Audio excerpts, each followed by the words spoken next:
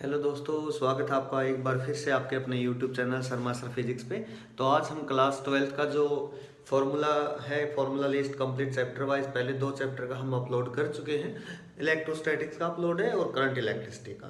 तो आज हम थर्ड जो मैग्नेटिज्म है, मैग्नेटिक इफेक्ट ऑफ करंट है मैग्नेटिज्म, उसके बारे में आज फॉर्मूले अपलोड करेंगे। तो आज का जो फर्स्ट फॉर्मूला है, पहले मैं ऊपर यहाँ लिख देता हूँ, magnetism and matter. Magnetism and matter. Okay, तो फर्स्ट हम स्टार्ट करते हैं। जो ऑस्टन ने एक्सपेरिमेंट किया था उसमें एक रूल दिया था, snow rule. Okay, snow rule क्या कहता था? ऑस्टन ने 1820 में ये बताया कि इलेक्ट्रिसिटी मैग्नेटिज्म अलग अलग ना होके बल्कि एक दूसरे से क्या है, रिलेटेड है। जैसे ही किसी वायर में से करंट मूव करता है तो मैग्नेटिक नीडल डिफेक्ट होती है, वहां से स्नो रूल आता है। ओके, तो फर्स्ट फॉर्मूला हम फोर्स का यहाँ से स्टडी करते हैं। F इज इक्वल टू है Q we B sine theta. Okay, और इसी को आप लिख सकते हो BIL sine theta. BIL sine theta ये करंट की फॉर्म में है, ये चार्ज की फॉर्म है, तो थोड़ा ध्यान रखना इस चीज का।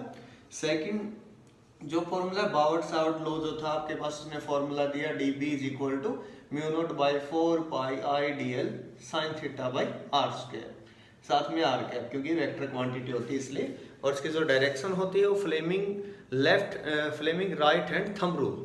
Okay, right hand thumb rule से आपके पास इसकी डायरेक्शन दी जाती है, ध्यान रख लेना।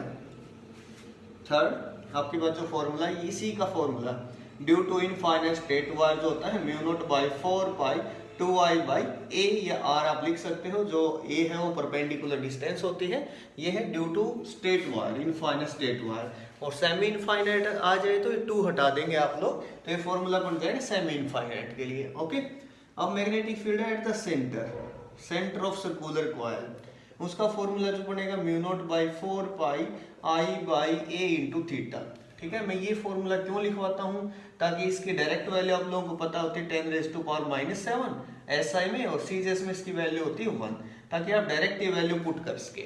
और जो थीटा है ये आपके पास एंगल होता है, कंप्लीट है तो 2 पाई, और जितने नंबर ऑफ टर्न देंगे उतने से मल्टीप्लाई करेंगे। अब बुक में जो ये फॉर्मूला है ऐसे लिखा हुआ है, mu not by 4 pi I by A into ये जो थीटा है 2 पाई लिख के इस प्रकार से 2 से 2 कैंसिल करके mu naught by I, mu naught into I divide by में 2 है। ये फॉर्मूला आपकी बुक में लिखा हुआ है, तो मैं इसलिए बताता हूँ ताकि न्यूमेरिकल इजीली सोल्व हो जाए, तो ये फॉर्मूला आप लोग यूज करेंगे। Okay, so next fifth number जो फॉर्मूला है, सोलेनोइड की केस में अगर मैग्नेटिक फील्ड की बात करें तो अंदर जो मैग्नेटिक फील्ड होता है सोलेनोइड में वो यूनिफॉर्म होता है।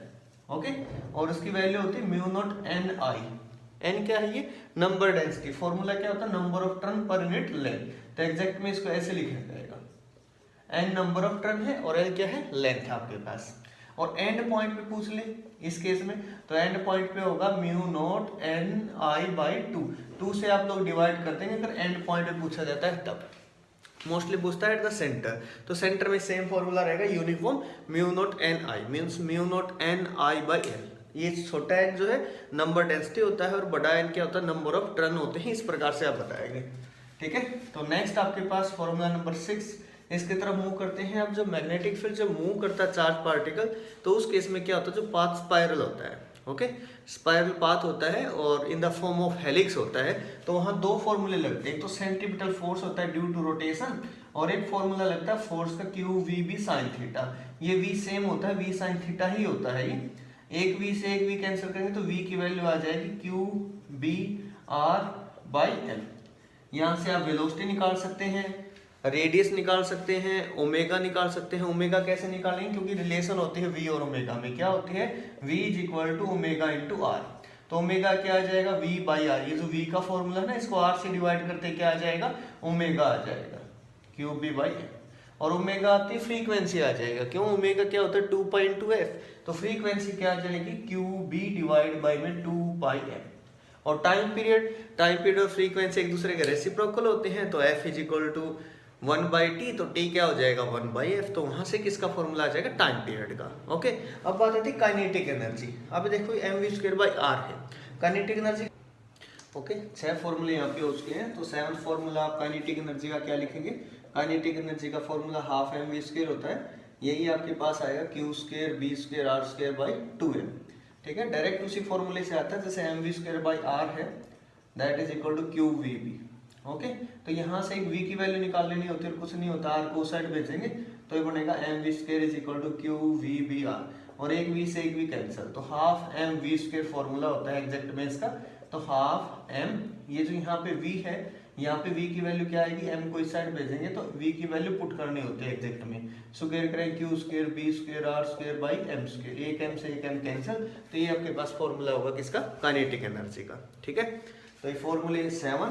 After that 8th formula, kinetic energy तक क्लियर है। एक वेलोसिटी फिल्टर नाम की एक चीज है, तो वेलोसिटी जो होती है आपके पास फिल्टर आउट होके v is equal to e by b आता है, ई इलेक्ट्रिक फील्ड होता है और b मैग्नेटिक फील्ड होता है। एक होता है एम्पियर्स लॉ, जिसपे सोलेनोइड बेस है, बताना भूल गया था, वो होता है b dot dl is equal to mu not I. ठीक है, आई कंडक्शन करंट है, बाद में पता चला मैक्सवेल ने डिस्कवरी की तो कि कंडक्शन करंट नहीं है, यहाँ पे साथ में क्या आएगा, डिस्प्लेसमेंट करंट भी आएगा, वो फॉर्मूला मैं बताऊंगा। मैग्नेटिक फील्ड है due to two straight wire carrying current, इस केस में मैग्नेटिक फील्ड का फॉर्मूला क्या बनेगा, mu not by 4 pi 2i1i2 by r. R क्या होते हैं, उनके बीच की डिस्टेंस होती है, mu not by 4 pi 2i1i2 by r. ये आर क्या है, दोनों के बीच की डिस्टेंस। अगर करंट दोनों में सेम डायरेक्शन में जाए तब तो अट्रैक्ट करेंगे, अगर दोनों में अपोजिट डायरेक्शन में जाएगा तब क्या करेंगे, दोनों के दोनों रिपेल करेंगे, इस चीज का ध्यान रखें।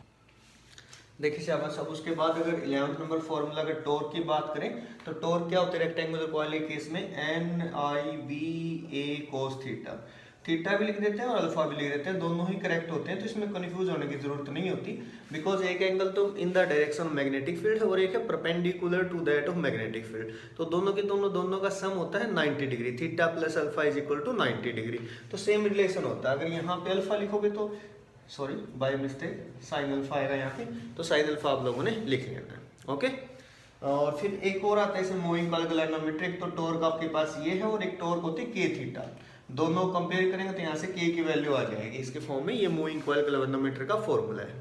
अब उसके बाद नेक्स्ट चैप्टर जो है मैग्नेटिक फील्ड का, उसमें सेम रिजल्ट चलते हैं जो इलेक्ट्रिक फील्ड में होते हैं, जैसे गोज लॉ इन मैग्नेटोस्टैटिक अगर बात करें, कूलम्ब्स लॉ इन मैग्नेटोस्टैटिक्स, जैसे इलेक्ट्रोस्टैटिक में सेम ऐसे फॉर्मूला बनता है, और वो फॉर्मूला क्या होता है मैग्नेटिक फील्ड के लिए, मैग्नेटिक फील्ड में अगर फोर्स है उसका फॉर्मूला होता है mu not by 4 pi m1 m2 by r², लेकिन यहाँ पे m1 m2 क्या है, पोल स्ट्रेंथ है, वहां पे q1 q2 चार्ज होता है, यहाँ क्या पोल स्ट्रेंथ है, और पोल स्ट्रेंथ की यूनिट होती है ampere metre. Okay, formula number लिख लेना आप 12 13 जितना भी है। और अगर इसके अंदर मैग्नेटिक फील्ड की बात करूं तो एक आपके पास लिया जाएगा, ठीक है ना, इसे मैग्नेटिक फील्ड की बात करें तो ये आपके पास फॉर्मूला होता है, जैसे इलेक्ट्रिक फील्ड में क्या होता है 1/4 पाई नॉट q बाई r², ऐसे मैग्नेटिक फील्ड में क्या होता है mu not by 4 pi m by r², m मास नहीं है, m यहाँ पे पोल स्ट्रेंथ है।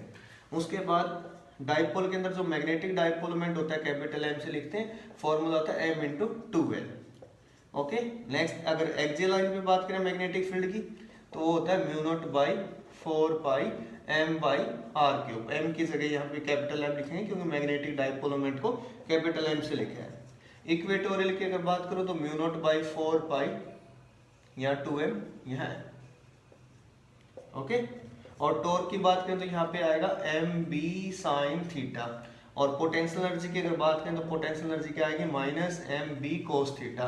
ये सिंगल के लिए है, अगर दो एंगल में पूछा जाता है तो आप लिखोगे mb cos theta 1 minus cos theta 2, ये फॉर्मूला रहता है इसके लिए, जब मैग्नेटिक फील्ड की अगर बात हो तो ये फॉर्मूला आप लोग लिखेंगे। ओके, उसके बाद आपके पास मैग्नेटिक जो एलिमेंट है अर्थ के, उन सभी के बारे में आपको पता होना चाहिए। तो मैग्नेटिक इंक्लिनेशन होता है, इंक्लिनेशन को ही मैग्नेटिक डिप बोलते हैं, और उस डिप की वैल्यू, दो वैल्यू होते हैं आपके पास उस डिप की, एक होती है पोल पे, एक होती है इक्वेटर पे, और उसकी जो पोल पे वैल्यू होती है 90 डिग्री होती है मैग्नेटिक डिप की। मैग्नेटिक डिप जो है इसकी वैल्यू अगर पोल पे देखी जाए तो 90 डिग्री होती है, और इक्वेटर पे देखें तो 0 होती है। ठीक है, यहाँ फॉर्मूला आता है हॉरिजॉन्टल कंपोनेंट और वर्टिकल के रिलेशन में, ये हॉरिजॉन्टल होता है वर्टिकल होता है, ये नेट इंटेंसिटी होती है मैग्नेटिक फील्ड की स्ट्रेंथ की। ये जो एंगल आपके डेल से लिखते हैं तो ये एच जो होता है ये आएगा आपके पास आई कोस डेल, जो एंगल होता है कोस और दूसरा जो होता है उसको साइन लिखते हैं। दोनों का अगर स्क्वायर करेंगे तो यहाँ h square plus v square वो किसके इक्वल आएगा, यहाँ से जो रिजल्टेंट है उसके इक्वल। ठीक है, दोनों की वैल्यू पुट करेंगे आप लोग तो इसकी वैल्यू आएगी आई स्क्वायर कोस स्क्वायर डेल, इसकी आएगी आई स्क्वायर साइन स्क्वायर डेल। और टेंजेंट की अगर बात करें साइन बाई कोस जो होता है, टेंजेंट डेल जो आएगा वो क्या आ जाएगा V/H। तो इस प्रकार से आप फॉर्मूले इसके बता सकते हैं।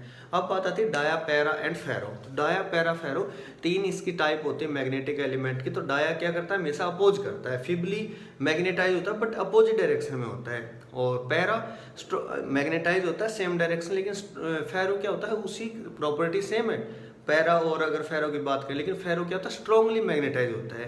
इसलिए जो सॉफ्ट आयन कोर होती है वो भी किसकी बनाई जाती है, फेरोमैग्नेटिक सब्सटेंस की बनाई जाती है। ठीक है, तो ये इसके बेसिक से फॉर्मूले थे मैग्नेट चैप्टर के। नेक्स्ट में हम EMI के बारे में बात करेंगे, डायरेक्शन, जोई फॉर्मूले, self induction, mutual, Faraday law, everything. तो आप सभी देखिएगा और शेयर कीजिएगा। Thank you so much.